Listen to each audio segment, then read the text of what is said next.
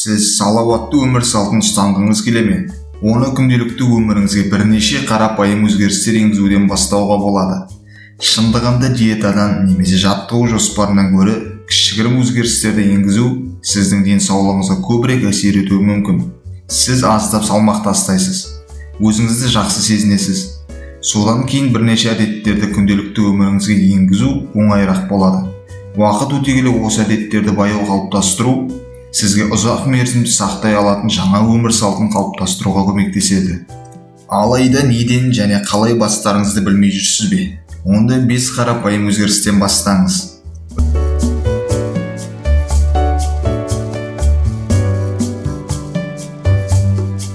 Ұйқыға басымдық беріңіз. Жақсы әдеттерді қалыптастыру туралы айтқанда көбіне ұйқы рөліне баса назар аударылмайды. Егер сіз өз өмір деңгейіңізді көтергіңіз келсе, ұйқы режимін сақтау өте маңызды болып табылады. Жақсы әрі дұрыс режимді ұйқы зейінімізді жақсартуға, ақпаратты өңдеуге, салмақты ұстап тұруға және стрессті төмендетуге көмектеседі. Көптеген адам 7 сағаттық ұйқы өте қолайлы дейді. Бірақ сізге қай уақыт сәйкес келетінін анықтап алу маңызды. Егер 7 сағаттық ұйқыдан кейін өзіңізді продуктивті сезінбесеңіз, оны 7,5 сағатқа дейін созыңыз және сол сәйкес келетін режимді тапқанға дейін жалғастырыңыз. Бірақ тым ұзақ ұйықтамаңыз. Күнделік жазып бастаңыз.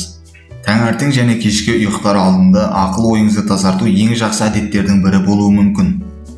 Күнделікті өз ойларыңызды жазу психикалық кедергілерді жоюға, мақсат қоюға, ризашылығыңызды есте сақтауға көмектеседі және бұл сіздің өміріңіз туралы терең түсінік береді. Ең бастысы бұл оңай. Күніңізді сол күн аяқтағыңыз келетін бір нәрсеге ризашылығыңызды және қиындықтарыңыз туындау жайлы нәрсені жазудан бастаңыз. Күннің соңында күнделікті қайта қарап, тапсырмаңыздың орындалып-орындалмағанын тексеріп, өміріңізді ой елегінен өткізіп, келесі күні нәтижелі болу үшін басқаша не істеу керектігін жазыңыз. Суды көбірек ішіңіз.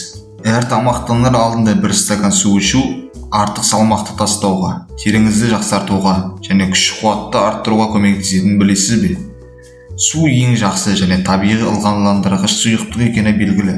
Бұл жүрек қан тамырларының денсаулығын нығайтады. Бұлшықеттер мен буындардың жұмысын қамтамасыз етеді және токсиндерді ағзаңыздан тазартуға көмектеседі. Тіпті бас ауруларын жеңілдетуге көмектеседі. Бірақ күніне қанша су ішу керек?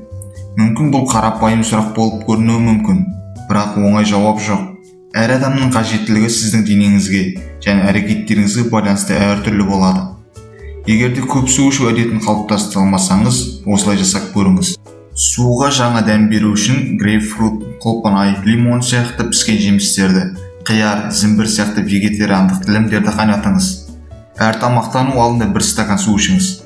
Жоғарыда айтылғандай, бұл сізге өзіңізді қаныққанды сезінуге көмектеседі және тіпті белгілі бір тағамға жұмсалатын калория мөлшерін азайтуға көмектеседі.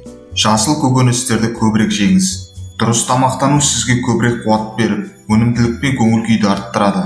Ойланыңыз, егер сіз денеңізді оңай өңдей алмайтын тағаммен толтырсаңыз, ол сіздің энергияңыздың көп бөлігін босқа жұмсайды. Денсаулығыңызды жақсартып, өзіңізді жеңіл сезінгіңіз келсе, көбірек көкөністер жеу керек. Оларды дұрыс таңдау арқылы ағзамызды тек көмірсумен, маймен, дәрумендермен, минералды заттармен ғана емес, сонымен қатар амин қышқылдарынан бөлініп шығатын ақуызбен қамтамасыз етеміз. Түрлі көкөніспен тамақтанатын адамдар мүлдем ауырмай, өмір жасы ұзақ болады. Егер ішектеріңіздің қызметінің бұзылуына байланысты көкөністер жей алмайтын болсаңыз, оларды шырынмен алмастырыңыз. Алайда 1 стаканда 5 түрлі көкөністің болуын қадағалаңыз. Үнемі жаттығу жасау арқылы белсенді болыңыз. Сіздің денсаулығыңыз сіздің ең маңызды байлығыңыз. Оны күтудің ең жақсы әдістерінің бірі үнемі жаттығу жасау әдетін дамыту. Жаттығудың ең жақсы түрі бұл сіз ұстанатын және жасағыңыз келетін жаттығу түрі. Бұл жаттығу залына бару, 30 минуттық демалыс, түстен кейін серуендеу немесе йога сабағына қатысу. Не істесең де жай ғана орныңнан қозғал. Дене шынықтыру тек физикалық тұрғыдан ғана пайдалы емес, ол сіздің сенімділігіңізді арттырады, стресстен арылуға көмектеседі және энергия деңгейін жоғарылатады. Жаттығуды күнделікті әдетке айналдыру үшін оны күнтізбеңізге енгізіп, еске салғыштар орнатыңыз. Егер мүмкін болса, әрқашан бір уақытта жаттығу жасаңыз. Бұл сізге күнделікті жаттығу жасауға мүмкіндік береді.